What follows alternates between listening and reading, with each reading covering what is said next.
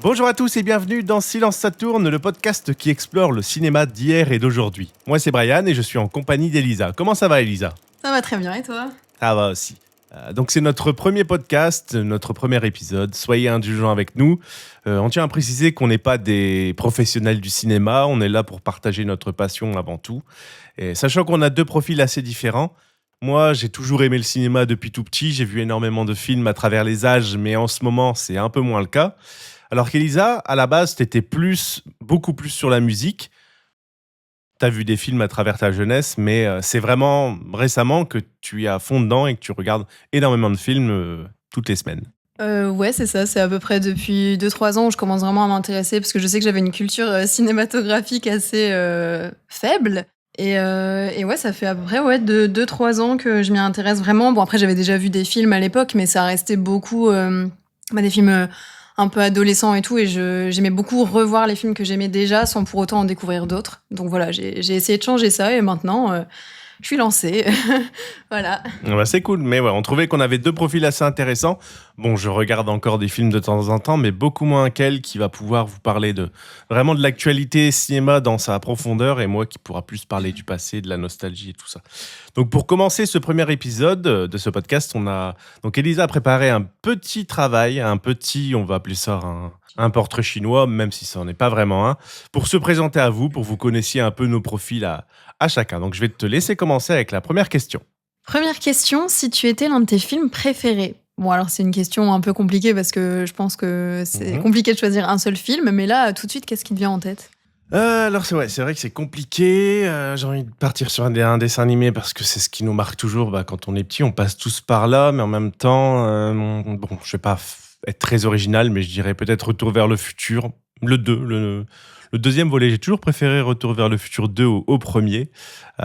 Souvent, quand on parle cinéma, je pense tout de suite à ça, à des grands classiques genre Toy Story, Retour vers le futur, bon, La ligne verte, mais ça, c'est venu à un âge un peu plus avancé. Mais là, ouais, si je dois répondre du tac au tac, Retour vers le futur 2. Ok, alors moi j'ai choisi Pulp Fiction parce que j'aime beaucoup le cinéma de Tarantino que j'apprends un peu à découvrir au fur et à mesure. J'ai pas vu toute sa filmographie, il m'en manque 2-3. Mais Pulp Fiction, c'est mon Tarantino préféré et il rassemble tout ce que j'aime dans le cinéma et c'est un film que je prends beaucoup de plaisir à revoir. Ouais, non, du coup, c'est vrai que, bon, prenez pas ça pour acquis non plus. Je pense pas qu'on puisse vraiment avoir un film préféré, à part si vraiment on a une expérience particulière avec l'un d'entre eux. Nos films préférés, ça change tout le temps. Il y a des milliards. Je dis ça parce que je regrette déjà ma réponse. Je pense à tellement d'autres films, mais justement, le podcast est fait pour ça. On aura plein d'occasions de rendre hommage à tous ces films. Donc, ne prenez pas ça pour acquis. C'est juste quelques brides de ce qu'on aime. Vous allez découvrir plein d'autres choses avec nous. Du coup, Elisa, deuxième question. Si tu étais un réalisateur? Moi, du coup, la question, pour le coup, elle est plutôt simple. Je dirais Tim Burton. Déjà parce que c'est le seul réalisateur dont j'ai vu l'intégralité de sa filmographie. Et parce que en fait, j'ai grandi avec ses films. Mon père, il m'a fait découvrir... Mon père adore Tim Burton et il m'a fait découvrir ses films dès mon plus jeune âge. Et j'ai grandi avec Charlie et la chocolaterie. Enfin, voilà, avec tous ces films-là, avec Édouard en main d'argent, Beetlejuice... Plus grande, j'ai découvert Big Fish, Sleepy Hollow, etc. Et bon, je peux pas dire que j'aime intégralement sa filmographie, surtout les derniers où j'ai un peu plus de mal, notamment Dumbo, Miss Peregrine, etc. Mais ouais, non, c'est mon réalisateur préféré parce que c'est en tout cas, c'est ces films qui me font le plus rêver. J'aime énormément les thèmes qu'il aborde et voilà. Ouais, je suis d'accord avec toi. Je vais pas choisir Tim Burton, même si j'aurais pu. C'est vrai que j'ai vu beaucoup de ses films et que c'est un univers que j'aime aussi beaucoup. Moi, je suis plus vraiment classique des années 90. Donc, à l'époque, vraiment, le réalisateur le plus célèbre, c'était, je pense, enfin, populaire, on va dire, c'était Steven Spielberg. Donc, moi, je partirais là-dessus. Beaucoup de films de sa filmographie que j'aime toujours. J'ai pas tout vu, par contre, mais je sélectionne un peu ce que j'aime. Et voilà, c'est un réalisateur qui nous a un petit peu accompagnés tout au long de notre vie. E.T., Minority Report, La Guerre des mondes que j'avais vu au cinéma, qui m'avait bien impressionné. Arrête-moi si tu peux aussi, que j'aime beaucoup, beaucoup, avec Leonardo DiCaprio.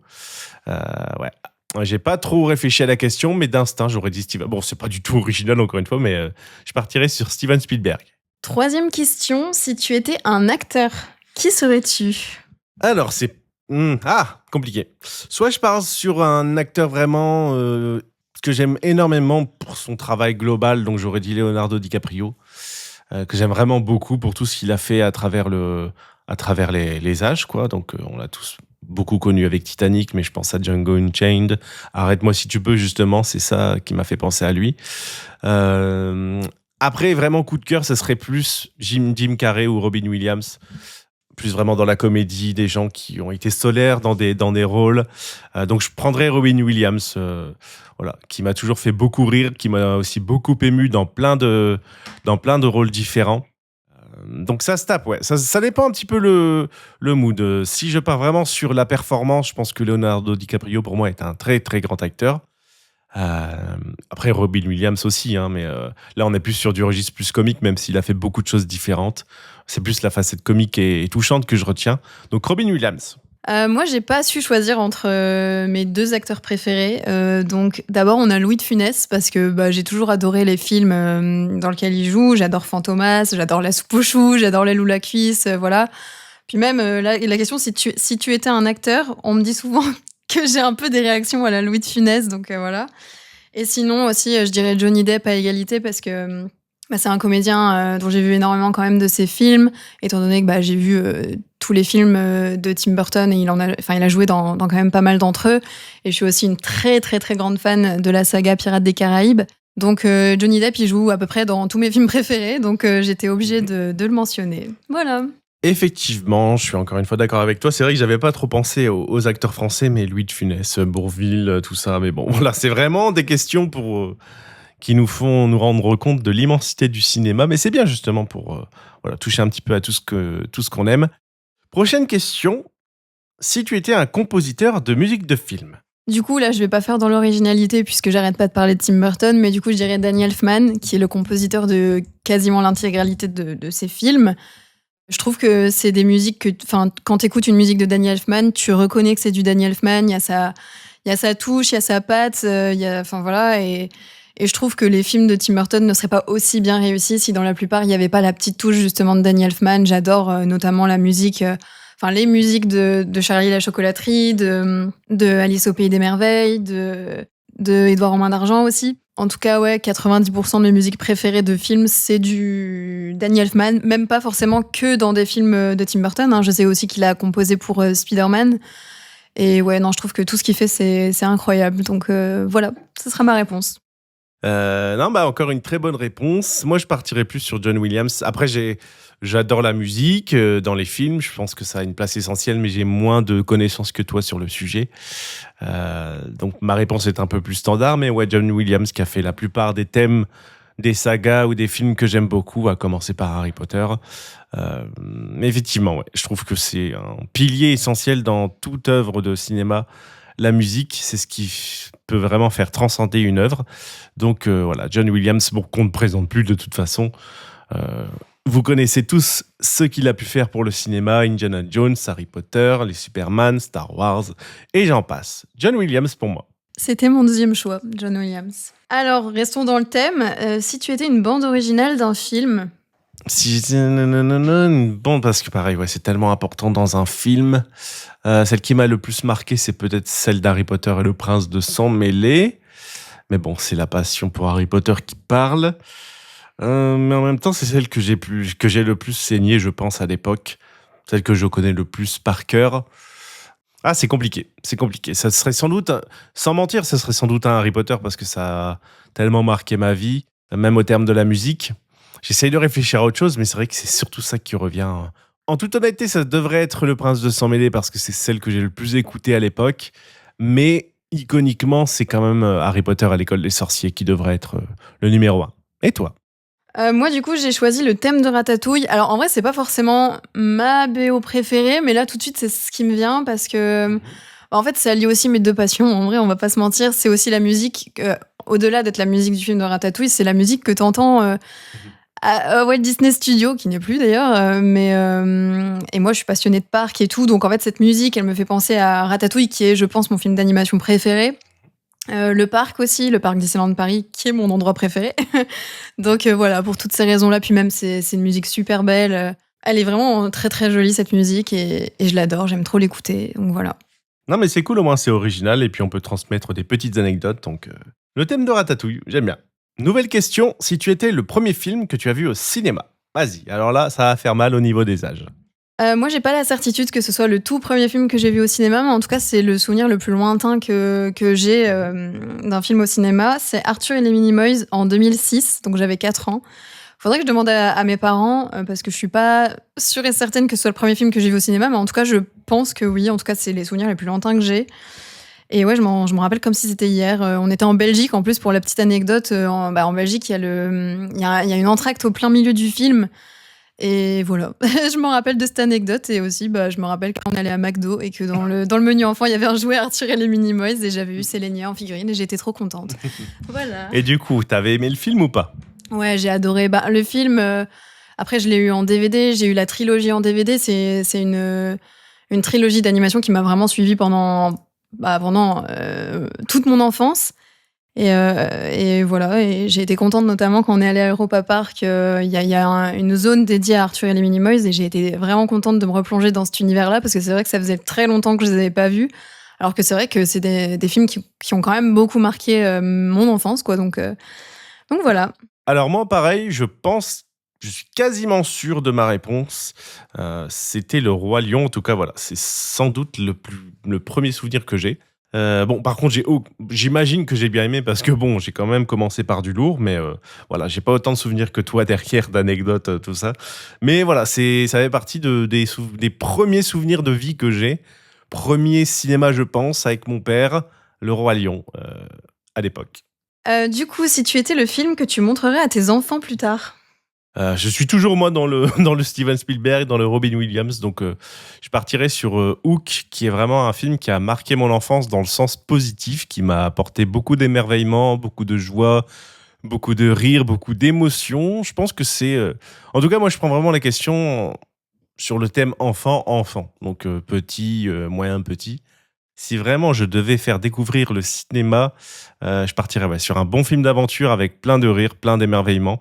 Et vraiment, Hook, ça a une place particulière dans mon cœur de cinéphile.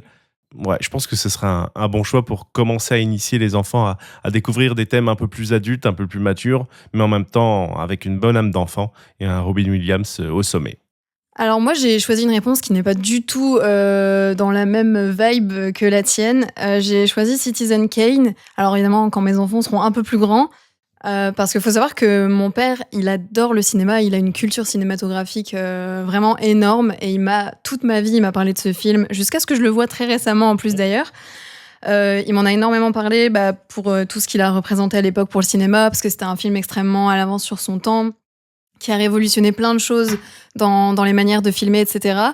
Et en fait, il m'en a tellement parlé, je l'ai vu, je l'ai aimé et tout, et je me dis, voilà, je vais perpétuer la tradition, et voilà. Et aussi, parce que c'est quand même un film que les gens considèrent comme l'un des meilleurs, si ce n'est le meilleur pour certains films du cinéma.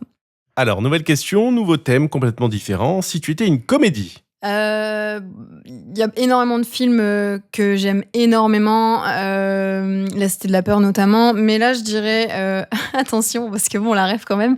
Le Père Noël est une ordure, parce que en fait, c'est un film avec lequel vraiment j'ai grandi. Je me le suis tapé à tous les Noëls depuis que je suis née. C'est un peu le film de la famille. On le regarde tout le temps. On connaît les répliques par cœur. Pour la petite anecdote, ma grand-mère, elle avait une tortue qui avait le nom d'un personnage du film. Enfin voilà, c'est un film, on adore l'humour de ce film, ça nous fait beaucoup rire. Moi, il me fait toujours autant rire des années après, quoi. Je le connais par cœur et pourtant je rigole encore. Puis en plus, c'est un film culte. Moi, j'adore l'équipe du Splendide, j'adore ces acteurs-là. Donc voilà, il réunit tout ce que j'aime. En plus, c'est un film un peu de Noël quand même, hein, voilà. Donc voilà, c'est une comédie qui rassemble un peu tout ce que j'aime. Voilà. Et toi? Alors, cette fois, c'est vrai que quand on parle comédie, je suis beaucoup plus comédie française. Pour le coup, un bon Louis de Funès quand même, avec Bourvil, évidemment. Le Cornio, j'aime beaucoup le Cornio. On parle souvent de La Grande Vadrouille, mais je préfère le Cornio personnellement. La Grande Vadrouille, bon, c'est un film culte, mais je l'ai pas vu tant que ça, alors que le Cornio, je l'ai vu énormément, je l'aime beaucoup, beaucoup. Grand fan d'Astérix, il y a évidemment Astérix et Obélix Mission Cléopâtre qui a marqué ma génération, je pense. Mais voilà, beaucoup de comédies françaises. C'est dur d'en choisir qu'une seule.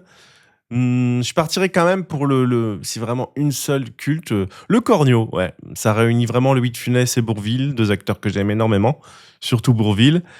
Très drôle et magnifique à voir, toujours aussi beau et toujours aussi drôle.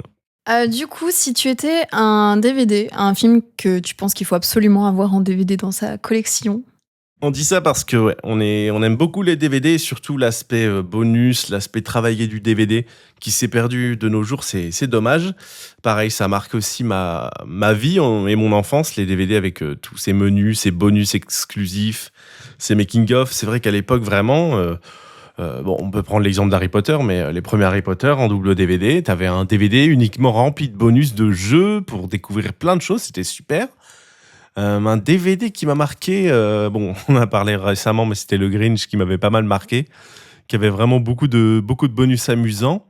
Bon, ceux qui connaissent bien Shrek doivent se rappeler du DVD incroyable pour Shrek 2 avec son menu, avec l'âne qui casse les oreilles, le petit dessin animé sur Fort Fort Lointain qui avait été fait pour l'occasion. Mais il y a aussi qui m'a beaucoup marqué, c'était le double DVD des Indestructibles. Mais Pixar était très généreux à l'époque avec ses doubles DVD. Il y avait très très souvent un double DVD et un DVD rempli de bonus, de reportages, de jeux, de plein de choses. Et parmi ça, il y a les Indestructibles qui m'a beaucoup marqué, que j'ai énormément saigné aussi. Le Monde de Nemo, mais surtout les Indestructibles, où tu avais vraiment des reportages, des tonnes de bonus. Je les connais même par cœur encore aujourd'hui, je pense. Il y avait les scènes alternatives, des scènes coupées qui étaient en storyboard, donc c'était super intéressant, avec les voix françaises en plus. Il était vraiment bien foutu et je trouve très très très généreux. Là, je pense au Pixar, qui à l'époque ouais, était très généreux en bonus et en jeux, en tout genre, et du coup qui ont un petit peu marqué mon enfance. Je pense aussi au Peter Pan de 2003, pareil, qui avait énormément de bonus. J'ai beaucoup aimé le film et découvrir autant de choses sur le film et plein de petits trucs interactifs à côté, c'était vraiment cool. Du coup, ouais, c'est une question un peu compliquée. En plus, moi, je collectionne les DVD, j'adore ça. Justement, comme tu as dit, pour les heures de contenu exclusif en plus, les jeux, les making-of, comment on appelle ça, les bloopers, là, les bêtisiers aussi. Ouais, moi, je sais pas, ça me fait rire, j'aime bien. J'ai l'impression de rentrer un peu dans le plateau de tournage avec eux. Et du coup, alors moi, c'est un peu pour les mêmes raisons que toi. J'ai choisi Charlie et la chocolaterie, donc celui de Tim Burton, parce que justement, moi, j'ai le double DVD que j'ai depuis toute petite.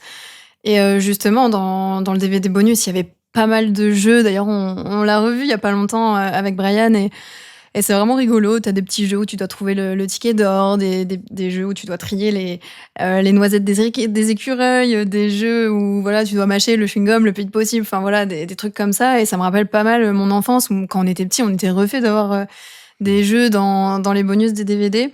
Et dans la même veine aussi, il y a Harry Potter 1. Pareil, j'avais donc l'édition, j'avais l'Ultimate édition que j'ai toujours d'ailleurs d'Harry Potter 1. Et voilà, comme il a dit Brian, il y a un DVD consacré uniquement à des jeux. Et moi, je passais ma vie dessus quand j'étais enfant. Je trouve que c'était génial et je trouve que c'est vraiment dommage qu'on ait perdu ça de nos jours parce que c'est vrai que bah déjà, ça s'est un peu perdu avec le temps, le fait d'avoir des jeux dans les bonus des DVD, mais maintenant, c'est vrai que c'est de plus en plus rare. Et franchement, j'ai l'impression que c'est même quasiment inexistant maintenant, les doubles DVD avec les bonus et tout. Et je trouve ça un peu dommage parce que bah, les bonus, voilà, c'est une manière de profiter encore plus du film, d'en apprendre encore plus. C'est une expérience encore plus immersive. Et je trouve que c'est un peu dommage d'avoir perdu ça. Mais du coup, bah voilà pour moi, mes réponses.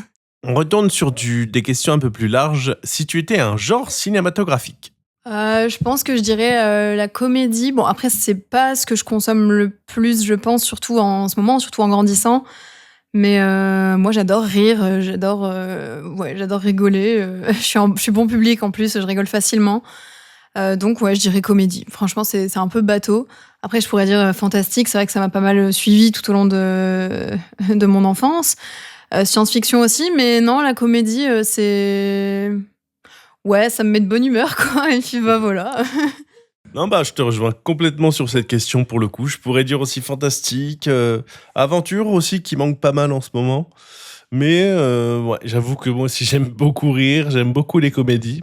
C'est rare une comédie bien faite, mais quand c'est bien fait, c'est vraiment un film culte. Je mets quand même un petit mot sur l'aventure, parce que c'est vrai que ça manque beaucoup, le fantastique. Pas trop film d'action ni film d'horreur, donc pareil, comédie. Ok, bah voilà, on a un peu le même avis sur le sujet. Prochaine question, du coup. Bon, je pense que je vais pas être trop surprise de ta réponse, mais si tu étais une saga, laquelle serais-tu? Harry Potter, évidemment, ça ne surprendra personne, mais voilà, c'est la saga qui a marqué ma jeunesse, mon enfance, mon adolescence, mon monde adulte encore actuellement. C'est ce qui me permet de vivre et voilà, c'est des milliers de souvenirs, une vie professionnelle autour de cette passion. Donc c'est vrai que c'est pas hyper original, mais je suis bien obligé de dire Harry Potter, qui est aussi une saga de romans, on va pas l'oublier non plus, mais le film m'a fait découvrir la saga déjà. C'est pas comme si j'avais lu les livres avant. Évidemment, même s'il y a pas mal de défauts, ça reste des films qui ont marqué ma vie et que j'aime énormément, donc c'est facile. Même si évidemment j'aime beaucoup d'autres sagas, dont Des communes avec toi, donc Pirates des Caraïbes, comme tout le monde, Star Wars aussi évidemment, ouais. Beaucoup, beaucoup, mais évidemment Harry Potter. Moi, je devrais aussi dire Harry Potter parce que ben, c'est ma saga préférée de tous les temps, depuis toujours. Mais pour changer un peu, je vais dire une autre saga qui m'a énormément marquée. Bon, en vrai, c'est un peu compliqué parce qu'il y en a énormément. Moi, justement, je suis très saga, en fait. Toute mon adolescence, j'ai consommé des sagas à mort. Harry Potter, Pirates des Caraïbes, Le Hobbit, que j'adore. Le premier Hobbit, c'est un film que j'adore. D'ailleurs, pour la petite anecdote, j'ai jamais vu Le Seigneur des Anneaux alors que je suis fan du premier Hobbit. C'est un peu bizarre, mais voilà. Mais je dirais la saga Scream. Parce que, alors j'ai connu Scream avec le 4e volet que j'avais acheté en Blu-ray. Je crois que c'était le tout premier Blu-ray que j'avais acheté de ma vie. Et en fait, j'ai adoré et j'ai voulu tout regarder. J'ai regardé le 1 et le 1, ça a été une claque monumentale. Je l'ai découvert quand j'étais ado. J'ai eu une très grosse période où j'adorais le cinéma d'horreur, notamment Conjuring, la saga Conjuring. C'est mes 2 sagas d'horreur préférées, hein. Scream et Conjuring. Mais le premier Scream, c'est quand même un film ultra culte. La scène d'ouverture, mais tout le monde s'en rappelle. Elle est incroyable. Enfin, elle est parfaite en fait, cette scène. Et puis même le premier film pour moi est parfait. Puis même, c'est un film d'horreur un peu.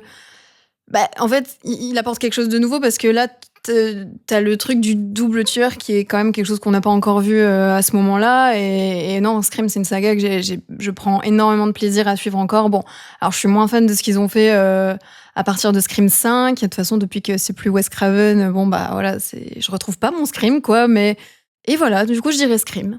On passe à une nouvelle question. Si tu étais ton meilleur souvenir dans un cinéma? Alors, mon meilleur souvenir dans un cinéma, j'hésite entre 2. Déjà, la découverte de Spider-Man No Way Home, parce que bah, à l'époque, il y avait tellement une effervescence voilà, sur les réseaux, etc., autour de la possibilité que certains personnages des autres films Spider-Man reviennent dans le film. Et c'est vrai que le moment où... Bon, désolé du spoil, mais bon, je pense que là, c'est bon, il y a prescription, mais le moment où Tobey Maguire et Andrew Garfield reviennent dans le film, c'est vrai que les gens, ils étaient tous choqués et tout, et en vrai, je trouvais ça assez rigolo de voir les réactions de tout le monde en même temps, etc. Il y avait quand même un... Enfin voilà, et puis ça faisait plusieurs mois que les gens, ils en parlaient partout sur les réseaux, on parlait que de ça, alors le fait de le voir vraiment à l'écran, c'est vrai que ça a fait quelque chose. Sinon, dans un tout autre registre, je dirais Bohemian Rhapsody que j'ai vu. Alors, j'ai pas aimé le film plus que ça, mais peut-être qu'on en reparlera un jour, parce que j'ai beaucoup de choses à dire sur ce film. Mais Bohemian Rhapsody, il faut savoir que je suis une fan inconditionnelle de Queen. Mon père, pareil. Et c'est un film qu'on a attendu pendant très longtemps. Parce que 10 ans avant sa sortie, on en parlait déjà. Enfin, tu vois, il a mis 1000 ans à se faire et tout. Et donc, quand il est sorti, on est allé le voir en avant-première. Pareil, l'ambiance des avant-premières, moi, je trouve ça génial. Bon, après, il faut que ça se passe bien, hein, parce qu'on a déjà connu des avant-premières où ça se passait pas très bien. Mais là, c'était super ambiance, les gens, ils chantaient, voilà. Et puis c'était quand même l'acheminement de quelque chose qu'on a attendu pendant très longtemps. Donc voilà, j'ai été ravie de le voir en avant-première. Et je pense que c'est marrant parce que j'ai pas surkiffé le film pour plein de raisons, plein d'incohérences. Bref, il y a plein de trucs qui vont pas dans ce film. Mais je suis quand même allée le voir quasiment 9 fois ou 10 fois en salle. Donc bon, voilà, Bohemian Rhapsody, c'était quelque chose. De mon côté, je vais pas encore répondre à Harry Potter, même si normalement ça devrait être la bonne réponse. C'est quand même le moment qui a le plus marqué ma vie, vu qu'elle a dessiné une trajectoire ensuite.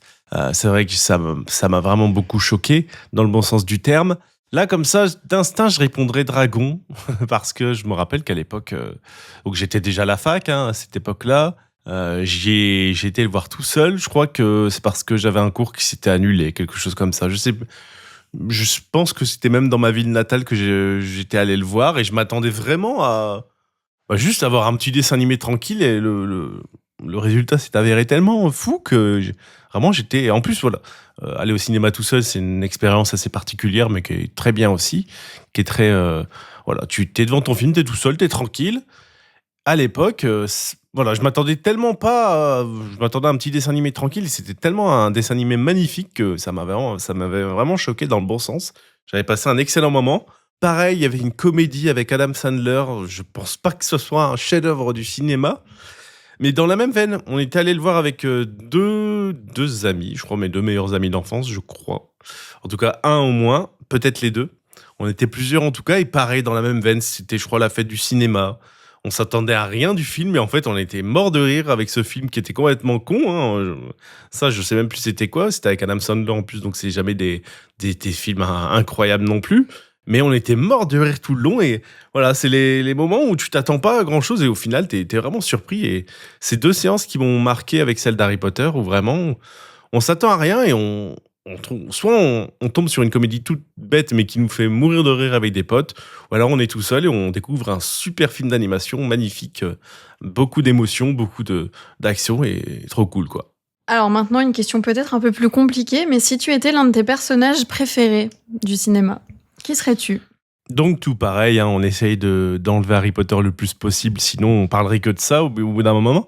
Le but c'est surtout voilà, de s'ouvrir à autre chose. Donc je pars sur Star Wars avec Anakin Skywalker, qui est un personnage que j'aime. Ah, Obi-Wan aussi. Ah, c'est compliqué. En vrai c'est compliqué parce que dans Star Wars, bon, c'est pas du tout original, mais j'aime énormément les deux. Après je trouve que le personnage d'Anakin est plus intéressant à suivre forcément. Ouais, qui est vraiment un personnage extrêmement bien écrit, je trouve, très profond. J'ai énormément aimé les différentes interprètes qui ont servi à représenter le personnage, de son enfance jusqu'à l'ère Dark Vador et la fin où il se repentit. Pour vraiment l'écriture du personnage, son caractère, son destin tragique, puis sa rédemption. Je pense que tout est très bien calibré, que c'est un des méchants les plus iconiques, voire le plus iconique du cinéma à mes yeux. Anakin Skywalker, ouais. Qui est vraiment un héros qui m'a vraiment fasciné dans plusieurs aspects de sa vie et dans plusieurs aspects de la mienne. Alors moi, je dirais un personnage assez haut en couleur, puisque je dirais Frankenfurter, donc le sulfureux vampire travesti en pente-jartel du Rocky Horror Picture Show. C'est pas très étonnant que je choisisse ce personnage parce que, déjà, moi, j'adore la musique et je suis très très fan de Freddie Mercury, de David Bowie, et je retrouve un peu de ces personnes-là dans Frankenfurter, qui est un personnage exubérant, extravagant, très théâtral, etc., très dans la provocation. Voilà, j'ai toujours eu une admiration pour voilà, les hommes dans les années 70 qui se créaient des alter ego, voilà, en s'habillant en femme, etc., comme David Bowie, Aladdin Sane, Ziggy Stardust et compagnie. Et du coup, je retrouve vraiment tout ça dans ce personnage. C'est un personnage qui me fait beaucoup rire. J'adore aussi les musiques, sa manière de chanter, etc. Et ouais, le Rocky Horror Picture Show, c'est un film que je conseille vraiment, vraiment beaucoup à tout le monde. C'est spécial, je pense que soit on aime, soit on déteste, mais en tout cas, moi, j'adore. Donc voilà. On continue avec cette série de questions. Si tu étais un super-héros du cinéma? Moi, là, j'ai pas fait dans l'originalité, je dirais Iron Man, parce que déjà, c'est mon super-héros préféré. Et ensuite, parce que... Alors, je dis pas que je lui ressemble, j'aimerais, mais en tout cas, j'admire son intelligence, parce que c'est l'un des rares super-héros qui n'a pas de don particulier, enfin voilà, de super pouvoir, voilà, mais qui a tout créé de lui-même. Et ouais, non, c'est un personnage que j'adore, mon super-héros préféré, donc fatalement, j'irai lui. Pas très original. Pareil, hein, je vais pas jouer dans l'originalité, je vais prendre mon préféré avec Spider-Man.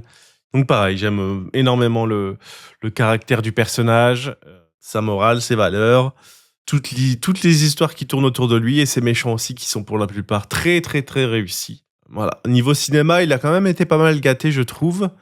J'ai toujours trouvé de quoi boire et de quoi manger dans les différentes adaptations auxquelles il a eu le droit. Mais ouais, ça reste mon super-héros préféré, et en plus, en lien avec le cinéma qui a été très gâté, donc Spider-Man. Ok, ouais, je me doutais que t'allais dire ça. Et du coup, dans la même veine, si t'étais l'un de tes méchants de film préférés? Ah bah, j'ai déjà répondu à la question, hein, finalement, avec l'une des questions précédentes. Dark Vador, pour moi, c'est vraiment le méchant le plus iconique du cinéma. Ouais, c'est mon coup de cœur. Ok, bon alors c'est un peu compliqué parce que, ben, étant comme toi fan de pop culture, c'est vrai qu'il y a tellement de méchants là qui me viennent en tête. Moi, d'ailleurs, dans Star Wars, moi, j'aime beaucoup Palpatine parce que, enfin, le gars, il revient tout le temps. Alors même dans la saga avec Rey Skywalker, il est encore là. Tu te dis, mais le gars, il sera toujours là, il est immortel. Mais non, là, je suis dans une grosse période Marvel en ce moment. Là, je me suis refait tous les films du MCU. Il y en avait que j'avais jamais vu et que j'ai vu là. J'ai revu certains, etc. Donc, je dirais Thanos parce que j'adore la saga de l'infini dans le MCU et en fait, je trouve ça fascinant, le fait que ce soit vraiment le méchant au-dessus de tout dans tous les films de cette saga-là. Et qu'à la fin, dans les 2 derniers Avengers, bah voilà, on le confronte et tout. Et c'est quand même un méchant hyper puissant qui. Enfin, voilà, quoi, il fait peur un peu Thanos quand même. Moi, c'est un méchant qui me fait peur. Donc voilà, je dirais Thanos. On arrive tout doucement à la fin du podcast. Avant-dernière question. Si tu étais ton décor de film préféré? Là, j'ai envie de dire la grande salle dans Harry Potter. Après, je vais expliquer pourquoi, mais je pense que je vais un peu regretter ma réponse parce que j'ai pas beaucoup réfléchi à cette question. Mais ouais, non, ce qui m'est venu tout de suite en tête, c'est la grande salle dans Harry Potter. Mais je pense que le fait d'être allé 3 fois au studio, ben ça aide un peu, voilà, parce que quand t'es dedans, tu te rends compte de l'immensité de la chose, voilà, des détails et tout. Donc forcément, c'est très très très impressionnant. Donc ouais, en vrai, les décors d'Harry Potter, franchement, je pense que je peux pas dire mieux pour l'instant.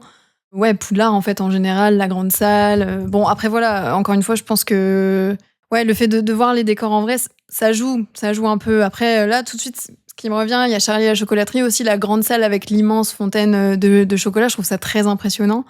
Je pense qu'il y en a d'autres qui me reviendront peut-être plus tard, mais en tout cas, pour l'instant, bah, c'est mes réponses. Bah, je vais te suivre totalement. Là, je peux vraiment pas faire autrement. Les décors d'Harry Potter, ça reste quelque chose de mythique. Poudlard, la grande salle, les salles communes. Ouais, vraiment, chaque film a voilà, tout, le ministère de la magie.